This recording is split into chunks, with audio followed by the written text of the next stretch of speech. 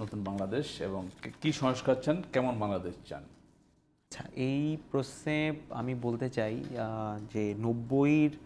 যে স্বৈরাচার বিরোধী আন্দোলন এবং তার পরবর্তীতে যে ১০ দফা দাবি, মানে সেই আন্দোলনে যে ১০ দফা দাবি উত্থাপিত হয়েছিল, আমরা খুব ভালো করে আমাদের মনে পড়ে যে এই আকাঙ্ক্ষা কিন্তু সেই সময়ও ছিল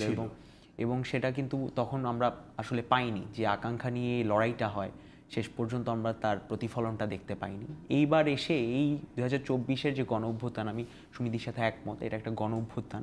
এবং সেই গণ অভ্যুত্থানের মধ্য দিয়ে আমরা যে আকাঙ্ক্ষাটা আমাদের তৈরি হয়েছে, একটা গণ আকাঙ্ক্ষা তৈরি হয়েছে, সেইটার এখন রক্ষা করাটা হচ্ছে সবচেয়ে বেশি গুরুত্বপূর্ণ। এবং এই ক্ষেত্রে আমি মনে করি যে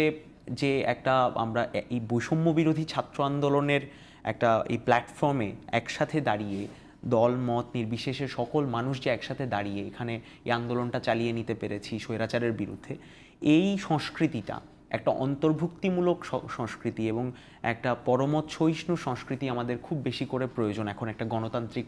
পরিবর্তনের জন্যে। এবং সেই গণতান্ত্রিক পরিবর্তন সম্ভব হলেই একমাত্র এই যে আলোচনাগুলো, যে কি হলে ভালো হবে আমাদের জন্য, এই আলোচনাটা করা সম্ভব। এই সময় এসে এই আন্দোলনের ফলাফল হিসেবে ভবিষ্যৎ বাংলাদেশে আমি এটাই সবথেকে গুরুত্বপূর্ণ মনে করি। এবং একই সাথে যে আলোচনাগুলো সমিতি করলেন যে শিক্ষা নিয়ে, এবং একই সাথে আমি বলবো যে বিভিন্ন সেক্টরে যে দুর্নীতিগ্রস্ত হয়েছে এবং যে একটা মানে পুরো মানে কোনো একটা প্রশাসনিক কাঠামোর মধ্যে জনগণের কোনো একটা আস্থার জায়গা নেই যে কোথাও গেলে সে একটা সমাধান পাবে, তাহলে এই আস্থাটা এটাকে ফিরিয়ে আনার জন্য, এটাকে পুনরুদ্ধার করার জন্যে যা যা করণীয় এই অন্তর্বর্তীকালীন সরকারের কাছে আমরা সেটাই আশা করি।